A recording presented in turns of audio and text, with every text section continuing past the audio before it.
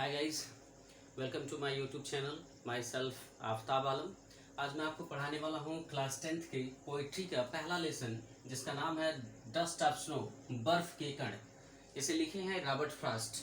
और इस लेसन में उन्होंने क्या कहा है, तो इस चैप्टर को स्टार्ट करने से पहले कि मैं चाहूँगा कि आप इस वीडियो को अंत तक देखें, ताकि आपको और अच्छे से ये वीडियो समझ में आ जाए और ये लेसन समझ में आ जाए और दोबारा आपको पढ़ने की ज़रूरत न पड़े।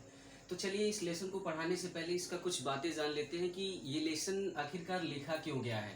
देखिए, रॉबर्ट फ्रॉस्ट बताते हैं कि कभी कभी लाइफ में छोटी सी छोटी इंसिडेंट भी हमारी लाइफ को क्या करती है, पूरी बदल करके रख देती है।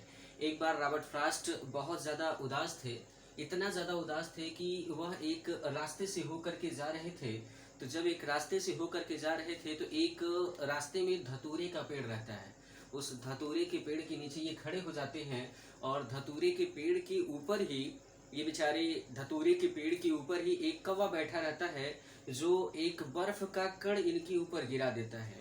वह बर्फ का कण जब इनके ऊपर गिरता है तो इनका पूरा का पूरा हृदय जो होता है और इनकी जो मनोदशा होती है वह पूर्ण रूप से बदल जाती है। और इनका जो बचा हुआ दिन का हिस्सा होता है वह सारी की सारी चीज़ें जो होती हैं वो बर्बाद होने से बच जाती हैं। तो इस लेसन के थ्रू कभी हमें यही बताना चाहता है कि कभी कभी लाइफ में जब हम बहुत ज़्यादा उदास होते हैं तो छोटी सी छोटी घटना भी हमारी लाइफ में बहुत ज़्यादा मायने रखता है। हमारी लाइफ में वो छोटी सी छोटी घटना उन दुखों को कवर कर देती हैं। तो चलिए इस लेसन को स्टार्ट करते हैं। देखिए क्या कह रहा है, the way a crow shook down on me the dust of snow from a hemlock tree. कभी बहुत उदास था तो कह रहा है कि जब वह एक जगह एक धतूरे के पेड़ के नीचे खड़ा था, यहाँ से the dust of snow from a hemlock tree, जब कभी एक धतूरे के पेड़ के नीचे खड़ा था, तो डस्ट ऑफ स्नो तो बर्फ का एक कण, द वे अ क्रो एक कौवे ने, सूक डाउन ऑन मी मेरे ऊपर गिरा दिया। कभी धतूरे के पेड़ के नीचे जब खड़ा था तो बर्फ का कण एक कौवा जो था वह इनके ऊपर गिरा देता है। और जैसे ही वह बर्फ का कण गिराता है यह बहुत ज्यादा दुखी रहते हैं, और जैसे ही वह बर्फ का कण गिरता है तो इनके ऊपर क्या असर करता है उसके बारे में जानना है।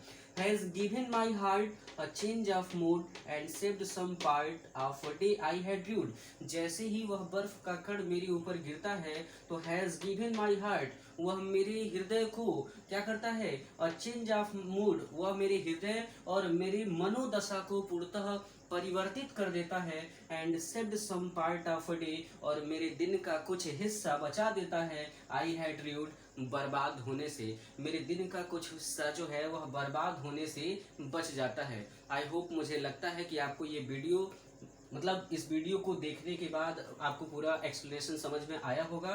तो चलिए कुछ बातें और जान लेते हैं। ये इसमें पूछता है राइमिंग वर्ड, पूछता है इसमें राइमिंग वर्ड।